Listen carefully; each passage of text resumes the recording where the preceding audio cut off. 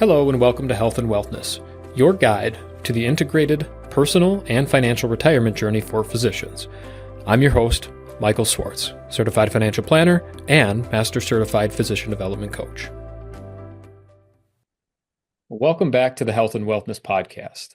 Today's guest is Dr. Chris Miller. She is an Internal Medicine Emeritus at Gunderson Health Systems here in La Crosse, Wisconsin. She is a physician development coach with advanced coaching credentials through the International Coaching Federation.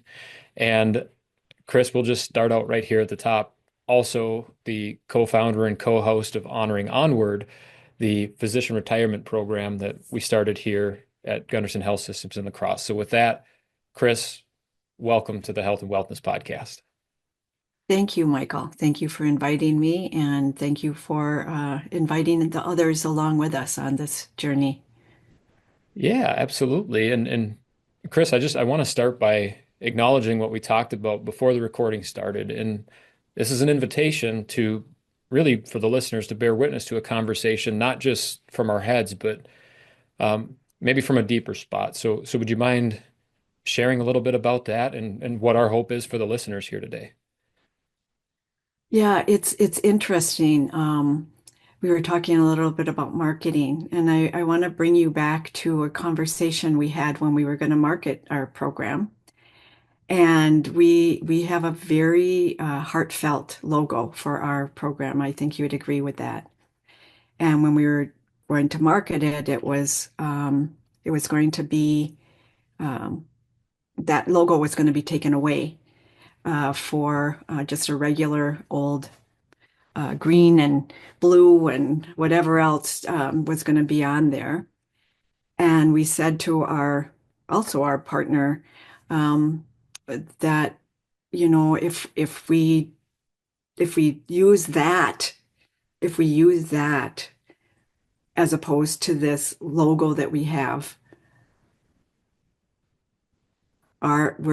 this program is about attracting hearts and intuition and instinct.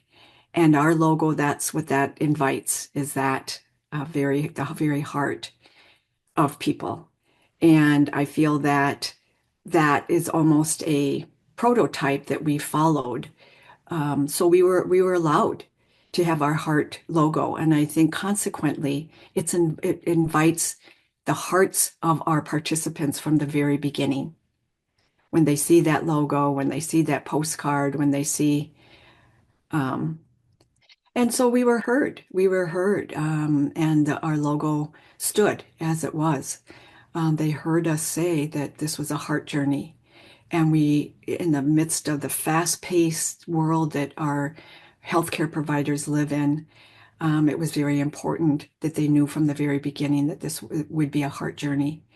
And so, yeah, our conversation started out today, even in this podcast, that we're welcoming people with our open hearts, and we ask them to listen from their hearts to this podcast. Absolutely. And, I shared with you that the welcome is usually energetic and it feels a bit markety. I wanted to address that with you too. It's an invitation to welcome people, but at the same time, it can feel very corporate. And that's what happened with the logo. It was essentially whitewashed and redesigned and said, nope, we're going to use the corporate logos here for this promotion. And it was a lot of strength and resolve from you to say, if we do run the corporate marketing model with the corporate marketing brand, it's going to detract from what this journey is really about. And so the entire retirement journey isn't just a professional journey, it's a personal journey too. And that's where that heart really comes into play. Exactly, exactly. And so that's also what this podcast wants to welcome, is the heart of people to our own hearts, because this has certainly been a heart-led journey for both of us.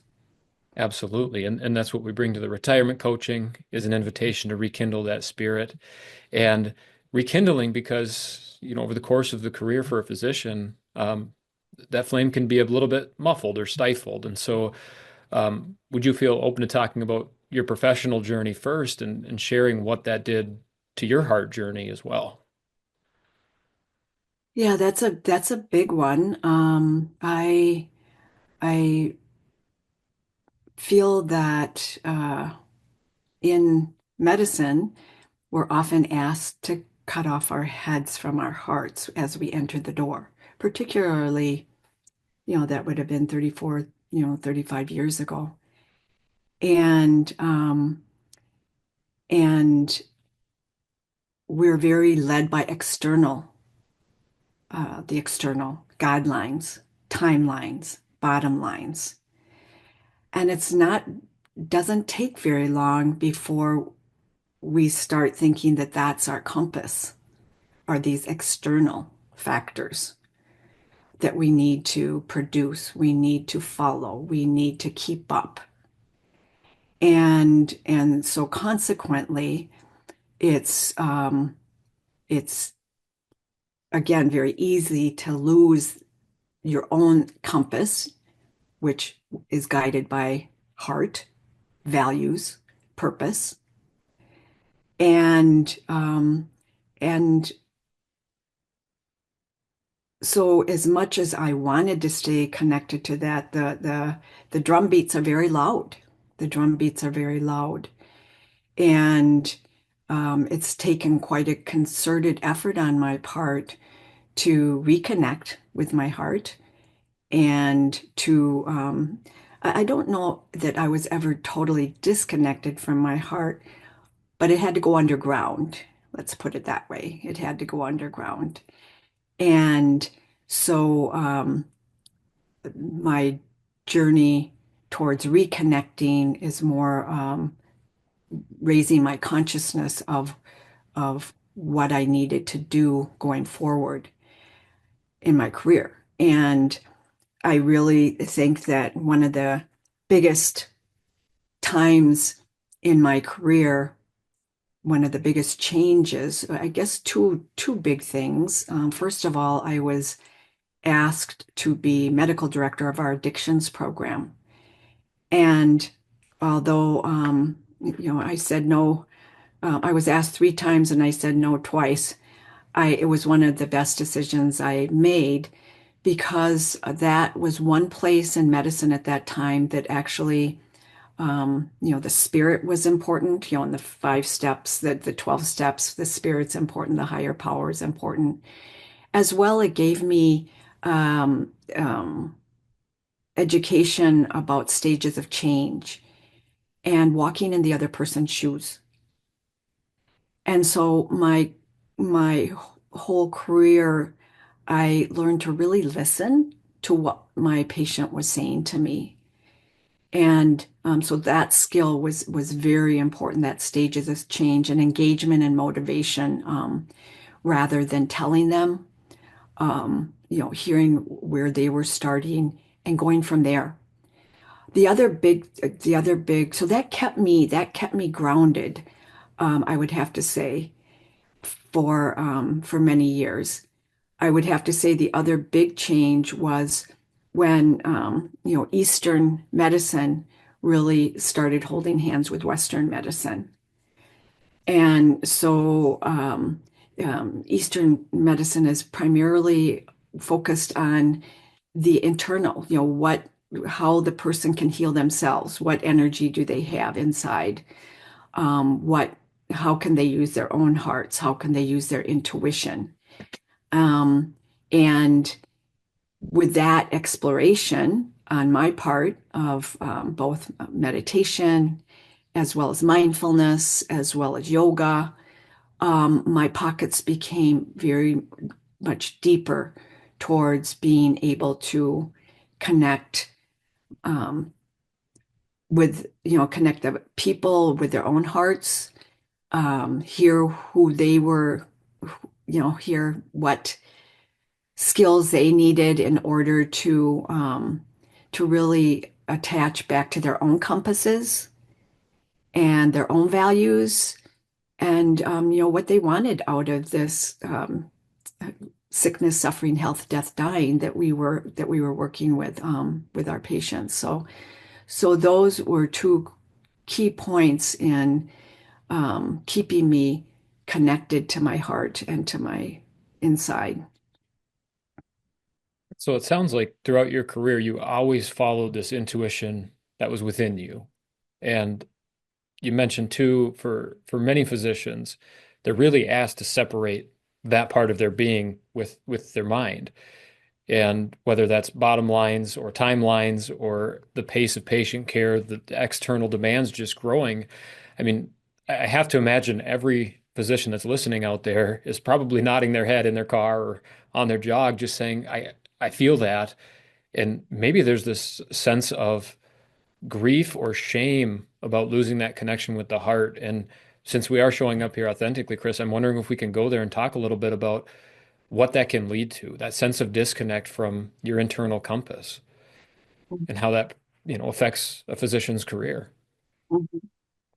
Well, again, that's a very good question, and it certainly um, gets to the heart of maybe what, that moral injury that we experience. And maybe some of that moral injury is also because we don't allow ourselves to grieve and the loss. We often don't even recognize it. And um, it's it's taken me quite some time to reconcile with myself that loss. And and before the reconciliation, which I think is still going on because again, I didn't have the the support. I didn't have the internal confidence to stay connected like I would want to. So it's taken quite a while to kind of forgive myself. So you speak about that shame, and I think that's where shame comes in, is kind of the denial that I'm human or that we're human, and that I did the best I could. I did the best I could as a um, raising two young children, having one child in medical school and another child in residency, and being, some of the first women to be trying to do all of that. Um, but also other people that, might have that same, they come into medicine and want to do so good and want to help so many people, only to all of a sudden be tired and to be feel somewhat lost and um, not always having the again, that compass keeps coming back to me, the radar, to know what's going on. So it's often very easy to point finger back at our own selves and say we did something wrong. It was our fault. And so I think that is a process that needs to be looked at, that grief and that shame. I think that um, on our retiring journey, you and I have talked about the grief that's important to also acknowledge. And I do find, even with some of my clients, that even speaking that word grief is almost freeing because they haven't looked at it like that. They haven't even known that grief's existed. So I'm not sure if that answered your question or not, Michael. Yeah, absolutely it did, Chris, because I think you put the elements in play here. Physicians come into practicing medicine with their heart first. Most make a conscious decision from their heart. That compass leads them into healthcare because they have an aptitude for science, but more importantly, it's a role that connects with the patient. And that's kind of that vocational calling into practicing medicine. And what the expectations are in the early years change over time over the course of their career. I don't want to mix words here, but I don't want to be too negative either. But the environment of healthcare has changed over the physician's career. And with that, humans are adaptable. And so we make sacrifices of ourselves for our families or for our careers. And it's very easy for compassionate and empathetic people to be first willing to sacrifice themselves. And so one thing that you and I have talked about is sacrificing and making, it causes a rusting of that internal compass. We adopt the values of the healthcare system. Our role becomes our identity. And as we approach retirement, and while we are retiring, there's this amazing opportunity to start reflecting on some of these things and healing some of the wounds of the career and really rejuvenating that same heartfelt conviction for your career so you can come full circle, if you will, and close the arc of your career successfully. And that's going to mean something different to everyone. But I would love if you could share, Chris, your process for closure and some of the things that you did towards the end of your career. You mentioned it was a decade-long process.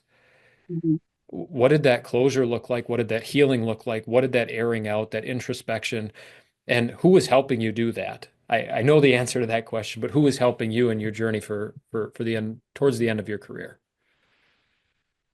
Yeah, I think the other thing that just I will answer that, I think to set it in context as well, when you said about that we'll sacrifice ourselves first. I think that that's one of the biggest things that I wish I had known differently as far as healing. We are taught from the very beginning to serve others, to help others, to take care of others, almost as if healing is a one-way street. We give out and we give out. And it's not until in these later years that I found out true healing is a two-way street. And healing comes back to us in that two-way street with self-compassion. So the one-way street, which is a dead end, we get tired, we get hollow, we get disconnected, we get, sometimes bitter or resentful, or just again, just bored. And so the antidote that I have found for that, making that one-way street, that dead end, into a true healer is that self-compassion, which brings back this full circle. I'm wounded, I heal, I'm wounded. And the person sitting before me, whether it be you or one of my patients or one of my clients, we're together. We're together in that healing process. And that, I guess that probably is only in these last years, probably these last 3 to 4 years, even after I retired, that I really was able to articulate that. And that then needed to be more self-compassionate to myself. That I didn't know that before. I wasn't taught that. And so yeah, my journey with retirement probably took place about 10 years before I retired. Again, I think I have been gifted with more self-awareness and living deep. And despite all the deflections and side roads that I took in medicine, um, and 10 years before I really decided about maybe had it my wake up call. We call them wake up calls. I had a health crisis, and I thought, health, what am I doing against myself? What am I doing? And that's when that journey of um, self-healing began, and realizing this was going to take me, and also realizing that for some reason I realized that at the end of my career, if it I love medicine. I love medicine. I don't think to me, it's like being, when I'm with my patients, it was always like donning my robes and it was like being with like a priest, priestess and very sacred time. And I knew, and just the exploration of how that illness or how their health was affecting them, their stories, their who they were, that they showed me, full face. I mean, the vulnerability is unequaled in my life. And so I just thought, what am I going to do to have something as meaningful as this degree of this interaction that I'm having with these marvelous human beings and their stories of their lives.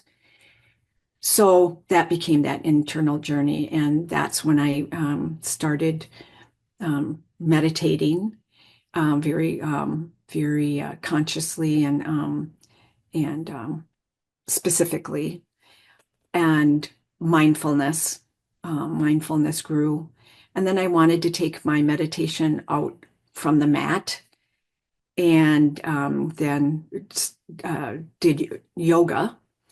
And the only way I could do yoga was to take my yoga teacher training. So at age 63, 62, I was taking my 200-hour yoga teacher training in order to um, open this world that I needed to open after retirement. And yoga and meditation gave me keys to worlds I would never have had, to people that I've met. The teacher that I had in my yoga teacher training was the best teacher I've ever had, as far as teaching me about how to teach. And then I also had some of my own coaching. Um, I met my coach at a women's conference, and I walked in, I was late. It was in Chicago. I was late, and so I walked in with my street clothes, but I thought I wanted to hear this. And here lo and behold, she was giving a talk on the imposter syndrome. And I went up to her afterwards and just burst out crying and said, "You know me. How do you know me?" And thus became a relationship between us. And so between meditation, mindfulness, yoga, and coaching, I was able to get back to the straight and narrow of my heart and create with all my heart and soul. The other piece I would have to say, Michael, you'll be interested in this, is that probably about 3 years before I was talking to my financial person, and who I really, really liked and honored. And I said, "Patrick, if you know what happened, when are you going to retire?" Because I mean, he seemed like he was about my age. And he said, "Chris, you don't have to worry. Our company has a policy that we give you a 2-year notice. And in that 2-year notice, we develop a plan.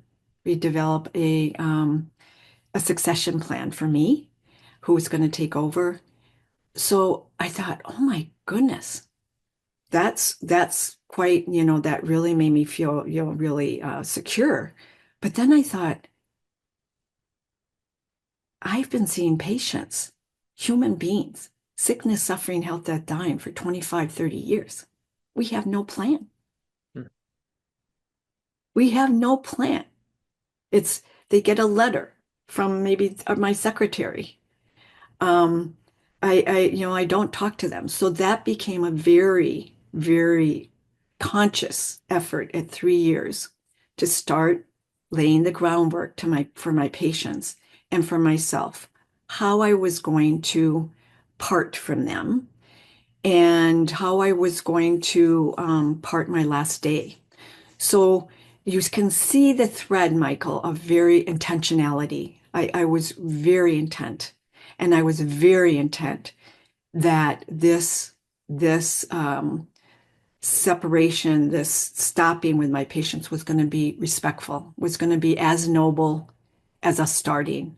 I was going to respect their um, grief, their fears in having to start with somebody new. I was going to honor that and take time.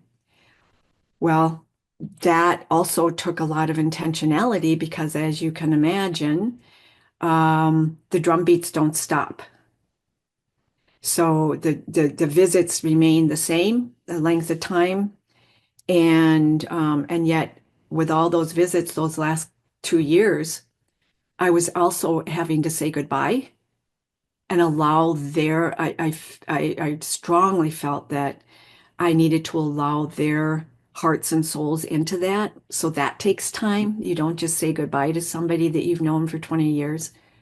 25 years easily.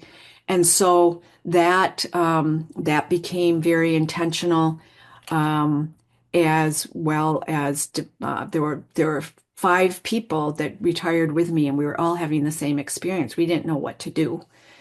But I developed a letter for my patients. I hand wrote, I signed that letter, hand signed the letter. And of course, I had a lot fewer patients by the end of that second year, because patients had, needed to move on to other physicians. It became very intentional.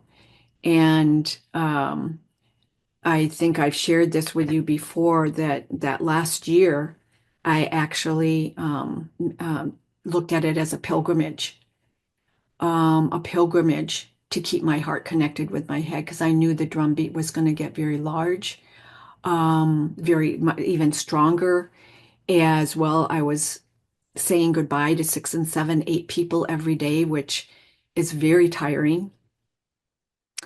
And those days became long again, well into the 7 o'clocks again, to wrap up and to get them new plans, etc.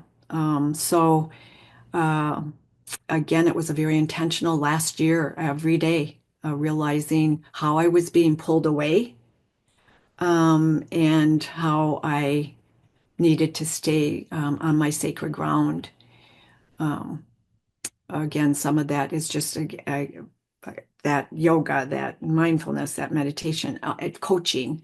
The support I had, Michael, to keep connected was not just with myself. And I would have to say, you know, um, my husband is the proverbial wind beneath my wings.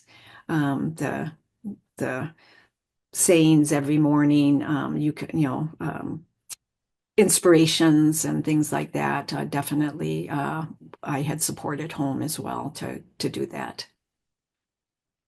Well, there's a lot in that story, Chris, and the that I heard were, 10 years out, you got this wake up call. And it may not always be physical health, it may be emotional health or relational health too.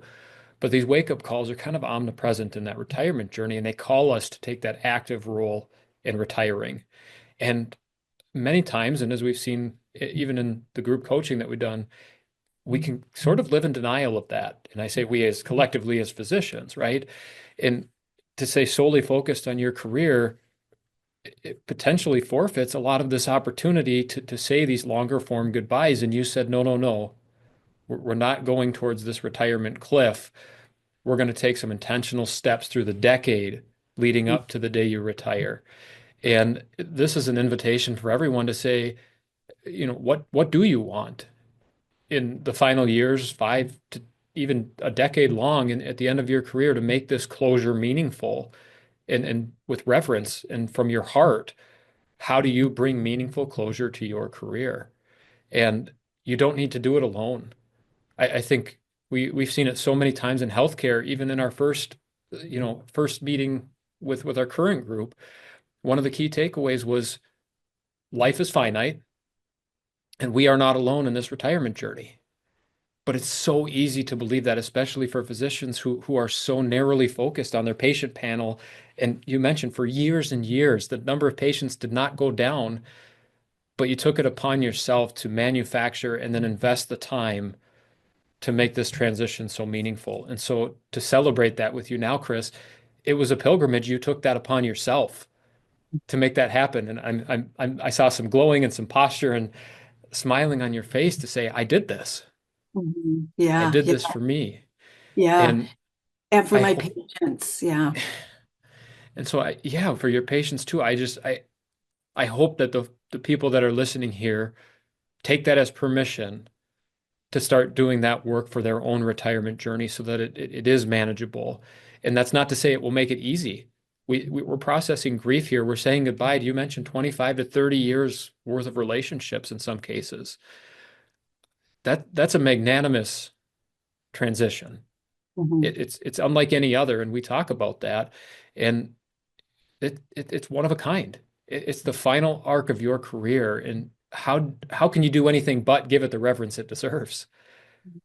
But no one's built that yet, and I think that's really that's a wonderful stopping point here for our first episode, and a great teaser for our next conversation because we get to talk about what you did on the day you retired and how you transitioned, and then talk about what we've built to help physicians close their career and start putting some meaningful thought and action into their process of retiring. Yeah.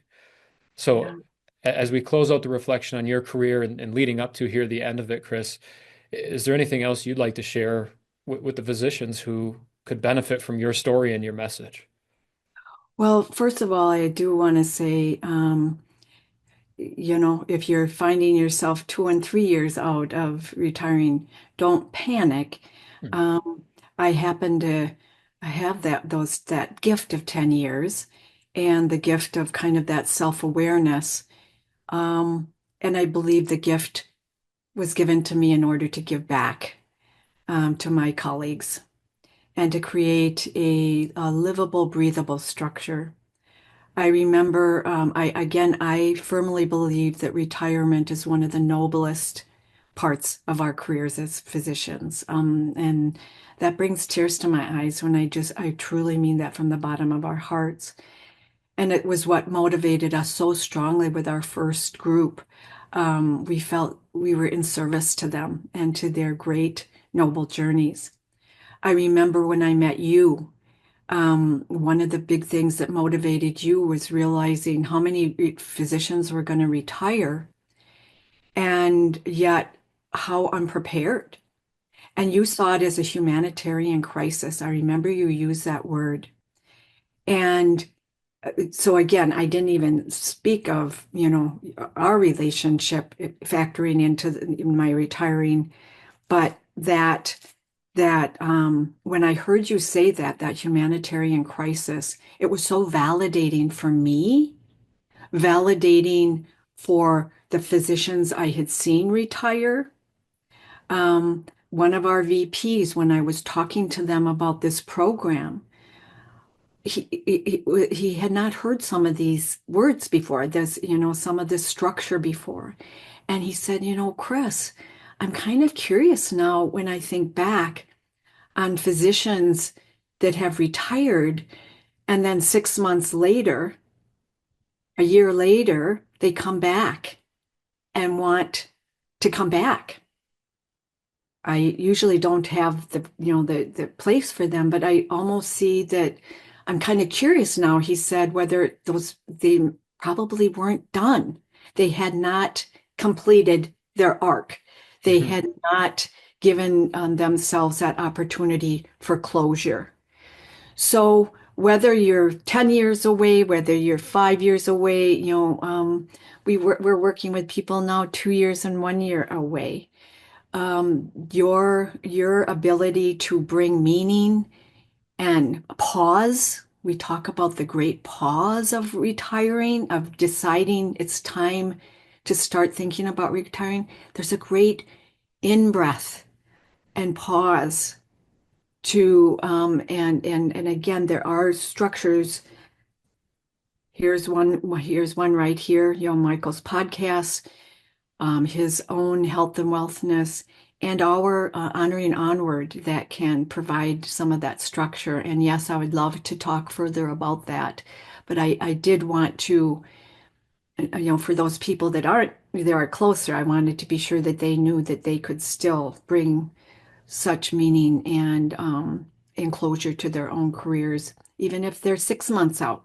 We have somebody now that's 6 months out and is looking forward to what she can glean from this in order to make her time and her ending a closure so that there can be that opening to that new beginning. Well, and I'll echo that, Chris, because in the health and wellness book, it does say in black and white, there is no right time. And so that comes right back to the start of our conversation with that self-compassion and that grace for yourself to say, there's no right timeline here. Mhm, But we'll work with the time that we have. mhm. And that's just a beautiful offering of grace. And so, you mentioned the VP, and I know I've spoken with the former CEO, and yeah, there really is no structure in place. And so to say I really couldn't have done things differently, but now I can. This is a wonderful opportunity, and I think a great intro as we close out our first conversation to really get you guys excited as listeners about the next conversation where we really start talking about some of these solutions that you implemented in your retirement and the solutions that we're building to help physicians transition. So with Yeah. that, Chris, I'd love to invite you with any closing words here before we say goodbye for the first time and before we say welcome back to the next conversation. Yeah, just thank you again, Michael. Thank you um, for leading and for leading this podcast and leading from your heart. Like I told you, when I first met you, I knew that you had the heart of a coach, and that's why I decided to work with you. And so uh, I just imagine the people listening. And thank you for listening, whoever listened. Thank you for listening. And we're here for you. If you have questions, either one of us are here for you. And please don't hesitate to reach out and contact us. We'd be more than happy to talk to you individually or talk to you about our program too. And so if you are looking to find it on healthwellness.com/coaching, you'll find a link to Dr. Miller's profile as well as mine. And so if you have any interest in learning more about this coaching program, absolutely. We can be a resource. We can share with you what we've learned. I love that invitation, Chris, because yeah, it kind of raises the question, where do we go from here? And that's a Yeah, yeah, perfect way to leave off. yeah. All right, all right. Well, thank you, Michael, and many blessings on your continued journey. Thank you, Chris. Yeah. Thank you for listening to this week's episode of the Health and Wellness Podcast. As always, I'm your host, Michael Swartz, Certified Financial Planner and Master Certified Physician Development Coach. If you're looking for additional resources for integrated physician retirement planning, please visit healthandwellness.com. We'll see you in the next episode.